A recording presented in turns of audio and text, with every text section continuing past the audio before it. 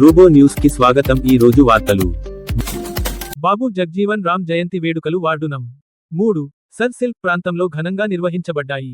ఈ కార్యక్రమంలో గౌరవనీయులైన ఎమ్మెల్యే డాక్టర్ పాల్వాయి హరీష్ బాబు, మాజీ ఎమ్మెల్యే కోనేరు కోనప్ప, మున్సిపల్ చైర్పర్సన్ శ్రీమతి షాహీన్ సుల్తానా, వైస్ చైర్పర్సన్ శ్రీమతి డాక్టర్ అనిత, కొత్తపల్లి కౌన్సిలర్లు మరియు మున్సిపల్ కమిషనర్ బట్టు తిరుపతి పాల్గొని బాబు జగ్జీవన్ రామ్ గారి చిత్రపటానికి పూలమాలలు వేసి నివాళులు అర్పించారు. ఈ సందర్భంగా ఎమ్మెల్యే హరీష్ బాబు మాట్లాడుతూ బాబు జగజీవన్ రావు కార్యక్రమం వచ్చే సంవత్సరానికి మరింత ఘనముగా జరుపుతామన్నారు. అలాగే ఆదర్శ నగర్లో ఉన్న ఎస్సీ భవనానికి నిధులు కేటాయించి డెవలప్ చేస్తామన్నారు. ఆయన సమాజ సేవ, సమానత్వం మరియు వెనుకబడిన వర్గాల అభివృద్ధికి చేసిన సేవలను కొనియాడారు. ఈ కార్యక్రమంలో కార్యక్రమ కమిటీ మాజీ తహసీల్దార్ సుభాష్, వార్డ్ కౌన్సిలర్స్ ఈర్ల విశ్వేశ్వరరావు, పోచన్న, బాబురావు, దుర్గం సూరజ్, గజ్జల లావణ్య, అలియా బేగం, భాగ్యలక్ష్మి, ఎమ్మాజీ శారద, మిట్టపల్లి కమల, స్థానిక నాయకులు జంగంపల్లి శ్రీనివాస్, ఈర్ల సునీల్, జాడి మోతిరామ్, కుమార్, మేడి చరణ్దాస్, జాడి కేశవ్, నక్క మనోహర్, పొన్న రమేష్, సిందాం శ్రీనివాస్, మున్సిపల్ ఆర్పీలు, ఆఫీస్ సిబ్బంది, వార్డు సభ్యులు మరియు ప్రజలు పెద్ద సంఖ్యలో పాల్గొని ఆయన ఆశయాలను స్మరించారు. జన్మదినాన్ని పురస్కరించుకొని మరి బాబు జగ్జీవన్ రామ్ గారు చరిత్ర మహాఘనమైనదిగా మనం చూస్తాము. ఎందుకంటే ఎప్పుడైతే మరి బాబు జగ్జీవన్ రామ్ గురించి కొంత సమయం నుంచి అందరూ మాట్లాడేది కాబట్టి దయచేసి పూలమాలను జమ చేయండి. ముందుగా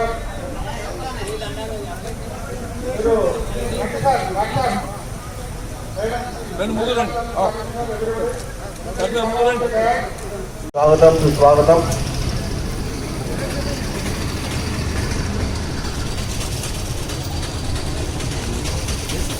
మన విగ్రహదాత డాక్టర్ విద్యాసాగర్ రావు గారికి స్వాగతం సుస్వాగతం. బాబు జగ్జీవన్ రావు గారికి పూలమాల వేయాల్సిందిగా విజ్ఞప్తి చేస్తున్నాం. మరియు మన శానిటరీ ఇన్స్పెక్టర్ గారు సునీల్ గారు మాట్లాడుతూ మంచి కార్యక్రమం. మనం ఏమనుకుంటాం, రోడ్ వైడనింగ్ అనగానే ప్రజల ఆస్తులకు కూలగొడుతున్నాం, వాళ్ళని ఇబ్బంది పెడుతున్నాం, వాళ్ళ బతుకులు లేకుండా చేస్తున్నాం అని అంటే మొదటిసారి పట్టణ ప్రజలు స్వాగతిస్తున్నారు ఈ విషయాన్ని. అంటే మంచి కార్యక్రమం ఎవరు చేసినా మంచి మనసుడు చేస్తే దాన్ని స్వాగతిస్తారని చెప్పకనే చెప్తున్నారు. ఎందుకంటే 20-25 సంవత్సరాలుగా కాదర్ పట్టణంలో ప్రధాన రోడ్లన్నీ పిలిచిపోయింది.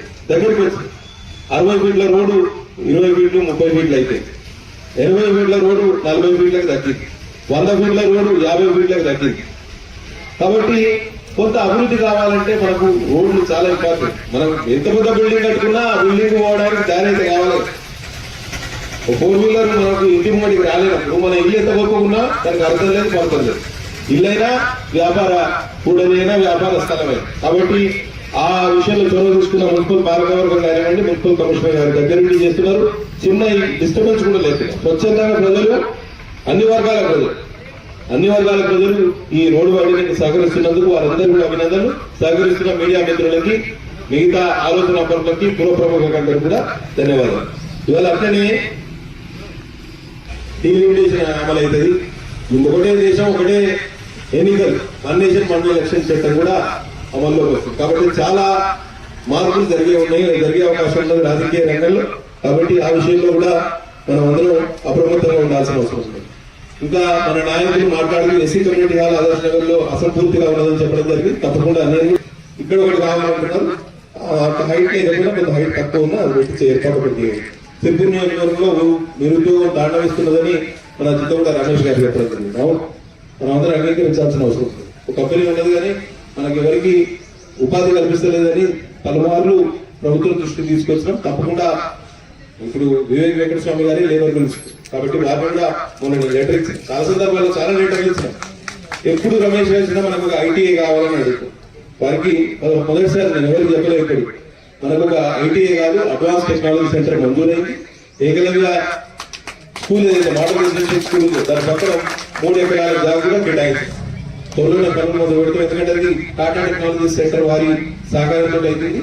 స్వతంత్ర ఎన్జిఓ యాక్టివిటీ అంటే వారే టాటా టెక్నాలజీ సంస్థ వాళ్ళే అక్కడ ప్రీ ఫ్యాబ్రికేటెడ్ బిల్డింగ్ స్టార్ట్ చేస్తే నాకు తెలిసి జూన్ జూలై కల్లా నిర్మాణం పూర్తి చేసుకుని వచ్చే విద్యా సంవత్సరం నాటికి మనకు ఏటీసీ సేవలు అంటే ఐటీఐని అప్గ్రేడ్ చేసి టెక్నికల్ ఎడ్యుకేషన్ ని ప్రజల వద్దకు తీసుకొచ్చే ఆలోచనతో అన్ని ఐటీఐలని రాష్ట్రం రాష్ట్ర ప్రభుత్వం వాళ్ళు అప్గ్రేడ్ చేస్తారు టాటా టెక్నాలజీస్ యొక్క సహకారంతో వాళ్ళ CSR ఫండ్స్ తో.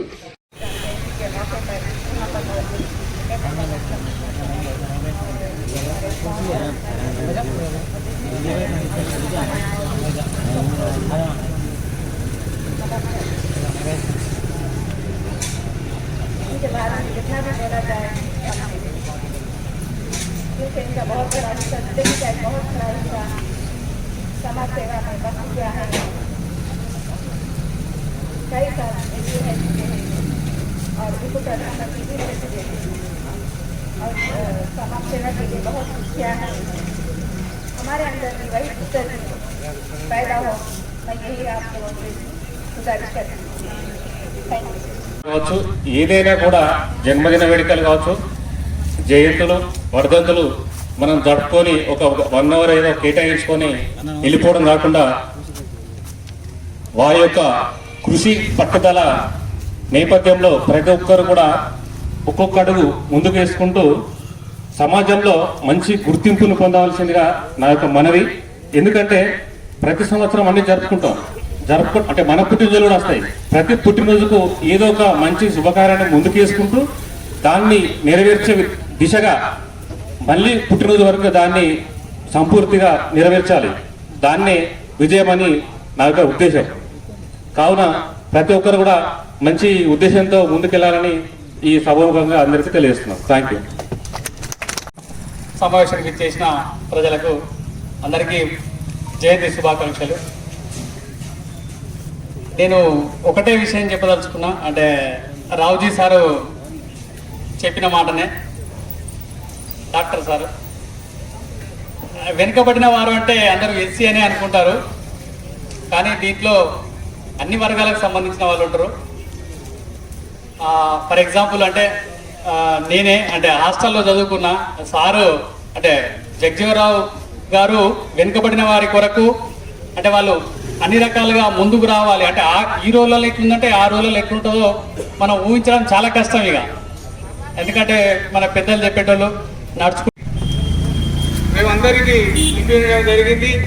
అయినా మన వాళ్ళు అంతంత మాత్రమే వచ్చి మరి కార్యక్రమం పెద్దగా చేయాలన్న ఉద్దేశం ఏమో మాకుండే, కానీ మాకున్నప్పటికీ కూడా మన వాళ్ళు వచ్చడానికి వెనక ముందు అవుతారు.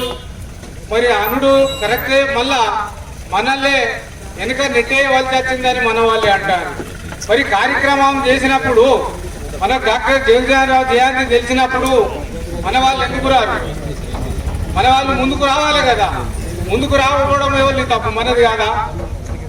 ఇప్పుడు ఎంతో మనకన్నా ముందు మాట్లాడిన వాళ్ళు చాలా వివరించి ఒక్కొక్కటి వాళ్ళ పడ్డ బాధలు, జగజీవనరావు బాధలు అవన్నీ మనకు గుర్తు చేయడం జరిగింది. చేసినప్పటికీ మనము చదువుకున్న వాళ్ళు ఉన్నారు, మన దాంట్లో తెలియపరులు ఉన్నారు, అందరు ఉన్నారు, కానీ ముందుకు అయితే రావట్లేదు. ఎవరు దేని గురించి వస్తలేదు. రావాలి, మనం అంతా కలిసి వచ్చి ఈ కార్యక్రమాన్ని గతంలో కష్టపడ్డ నాయకులు వాళ్ళు ఏదైతే ఎంత బాధతోటి వాళ్ళ లైఫ్ దేశానికి త్యాగం చేసి వెనుకబడ్డ తరగతులకు త్యాగం చేసిన వాళ్ళు ఆశపడతానా ఇది వెంటనే ప్రకటించాలని ఈ అవకాశం ఇచ్చినటువంటి సుభాష్ అన్న గారికి, పాత కమిటీ వాళ్లకు, ఇక్కడ వచ్చినటువంటి పెద్దలందరికీ మనస్ఫూర్తిగా ధన్యవాదాలు చెప్తూ సెలవు తీసుకుంటున్నాను.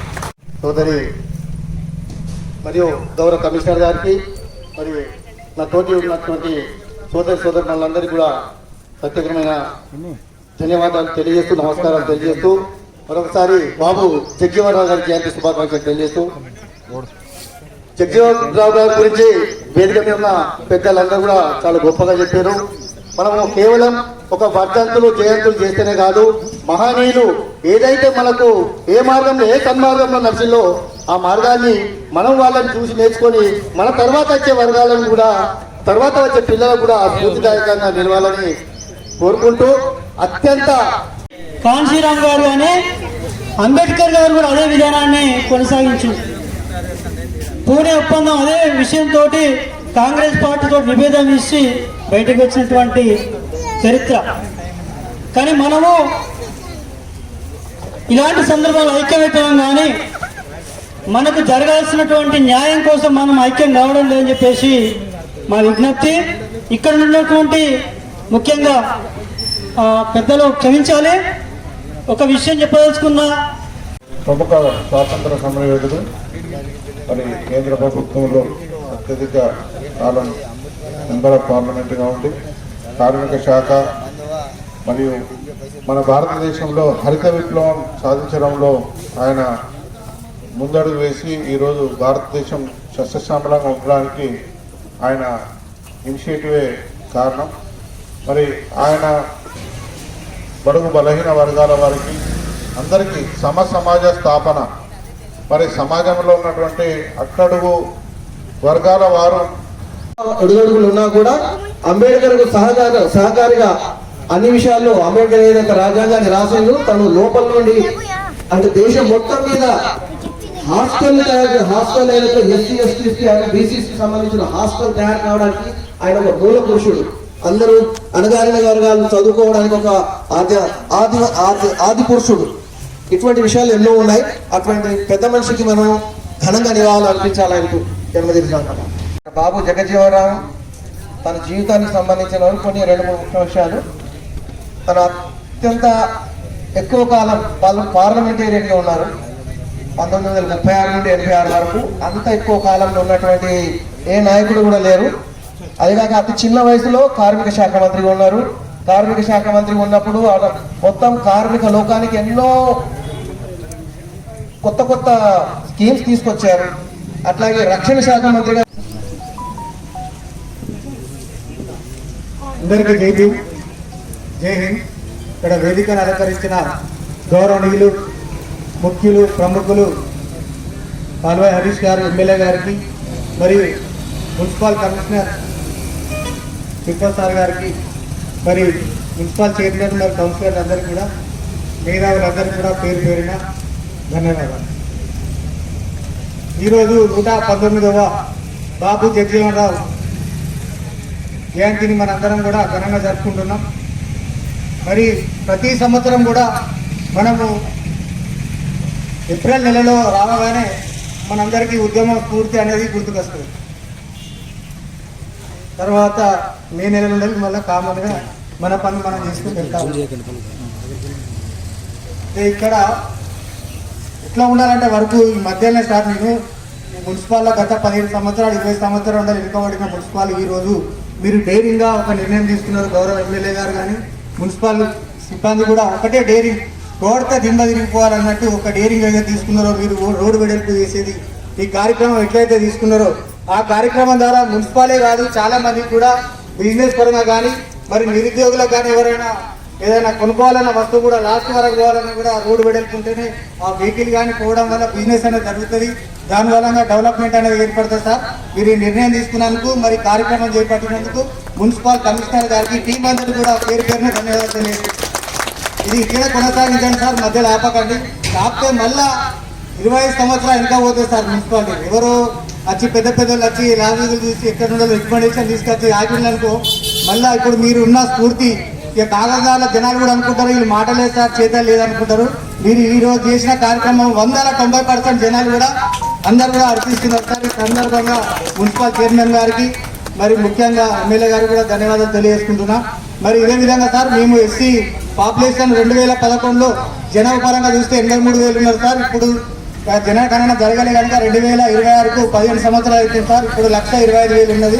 మీ తరఫున కూడా అసెంబ్లీలో ఎస్సీ రిజర్వేషన్ కేటాయిస్తే బాగుంటాయని నిర్ణయం తీసుకోండి సార్. ఒక్కసారి మీరు కూడా ఆలోచించండి.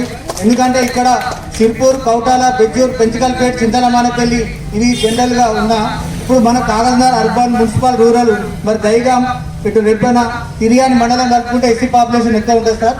ఇప్పుడు మనకు ఎస్టీ ఉట్నూరు, జైనూరు, మన అసోబాద్, మన ఉట్నూరు వేరే వేరే ఊర్లోని కూడా మన ఎస్టీ పాపులేషన్ ఉన్నాయి సార్. వారి ఆల్రెడీ రిజర్వేషన్ కేటాయించడం జరిగింది. ఒక ఎస్సీ పాపులేషన్ ఇట్లా ఉన్నట్లా మీరు అందరికి ఇట్లా మీరు అసెంబ్లీలో మాట్లాడి ఎస్సీ రిజర్వేషన్ కేటాయిస్తే మాకు కూడా ఈ సామాజిక పరంగా కానీ మా అందరూ కూడా న్యాయం జరుగుతుంది సార్. అది 2011లో జనగణన ప్రకారం 83,000 సార్. ఇప్పుడు మన కాగజ్నగర్లో ఉన్న మండలాలు తీసుకుంటే సీబాబ్ కాలనీ కానీ సార్, సంజయ్ కాలనీ కానీ sir, Sardar Basti colony, Ashok colony, Balabharti area, Pochamma Basti, మరి అదేవిధంగా గాంధీనగర్ 1, గాంధీనగర్ 2, మరి గంగారాం బస్తీ, విజయ్ బస్తీ, నవగం బస్తీ, మళ్ళీ అదేవిధంగా చింతగూడ, పోయేవాగు, మరి అదేవిధంగా మనం ఇక్కడ చూసుకుంటే సార్ శివపురం బారగూడ ఇవన్నీ కూడా సార్ 2 నిమిషాలు మాట్లాడుతాం, ఎందుకంటే ఇక్కడ మాట్లాడాల్సిన అవసరం ఉన్నది. ఎందుకంటే ప్రతిసారి కూడా మాట్లాడేటప్పుడు 2 నిమిషాలు అని చెప్పేసరికి మరి ఇక్కడ జరుగుతున్న వ్యవస్థలో ఉన్న ఇక్కడ మనం ఎస్సీ పాపులేషన్ చాలా మంది ఉన్నాం సార్. ఇక్కడ కూడా సార్ ఇంకొక విషయం మాట్లాడే అవకాశం ఇవ్వండి 2 నిమిషాలు సార్. ఇక్కడ 6 సంవత్సరాలు కష్టపడి సార్ మేము ఒక ఎస్సీ భవనం కేటాయించి తీసుకురావడం జరిగింది సార్. అయితే అది గత 20 గుంటల భూమి సార్. ఇక్కడ తెలంగాణలోనే మొట్టమొదటిసారిగా 20 గుంటల భూమి తీసుకొచ్చిన ఏకైక కాన్స్టిట్యున్సీ 119లలో మన తిరుపూర్ కాన్స్టిట్యున్సీ సార్. అయితే అది ఏమైందంటే కలెక్టర్ గారు 1 సంవత్సరం లోపల ఓపెన్ చేస్తామని చెప్పి మాట ఇవ్వడం జరిగింది. Survey number 90 sir, Adarsh Nagar. అయితే అది ఏమైందంటే 50 లక్షలతోటి బిల్లు శాంక్షన్ అయింది కానీ సార్ 20 లక్షల ఒక బిల్లు శాంక్షన్ మధ్యలో ఆగిపోయింది సార్. అది ఇట్లా మన భవనం ఏర్పాటు చేసుకుంటే ఆ డోర్లు కరెంటు అవన్నీ ఇట్లా ఏర్పాటు చేస్తే సార్ అక్కడ ఉన్న జనంలో అక్కడ ఉన్న ఒక ఎస్సీ సామాజిక వర్గాన్ని కాకుండా కూడా ముఖ్యంగా కాగజ్నగర్ పట్టణంలో చుట్టుపక్కల ప్రాంతాలకు కూడా వాళ్ళు ఫంక్షన్స్ కానీ వాళ్ళ పిల్లల పెళ్లిళ్ళు కానీ మరి బర్త్డేలు కానీ ఏ వేడుకలు చేసుకోవాలన్నా 50,000 60,000 కట్టాల్సి వస్తుంది. అందులో అందరూ అన్ని ఒక కులమే కాదు సార్, అన్ని కులాలకు వర్తిస్తే సార్. ఇది ఆ బిల్లు ఆగిపోయి మధ్యలో ఆగిపోయి సార్. దాన్ని కొంచెం ముందుకు తీసుకెళ్తే మీకు ఎస్సీ సామాజిక వర్గాలు కూడా మేము కూడా రుణపడి ఉంటాం సార్. మాజీ ఎమ్మెల్యే గారు స్టార్ట్ చేసిండు, 20 గుంటల భూమి ఇచ్చిండు, 55 లక్షలు శాంక్షన్ చేసిండు సార్. ఇప్పుడు మీరు ఉన్నారు కనుక మీరు కూడా అయినా చేసిండని కాకుండా కూడా మీరు కూడా ఒక సేవాభావంతో ఎవరైనా పర్లేదు నేను కూడా సమాజానికి ఎస్సీ కులాన్ని కూడా నేను కూడా అండగుంటానే ఉద్దేశంతో మీరు ఈ సహకారం చేస్తే సార్ మేము కూడా ఇక్కడ ఉన్న జనాభా కూడా 17,600 మంది జనాభా ఉన్నారు sir. Kagaznagar municipality, Kagaznagar rural voters ఇంకా జనాభా పరంగా అయితే 50,000 ఉంటారు. మీరందరూ కూడా మీ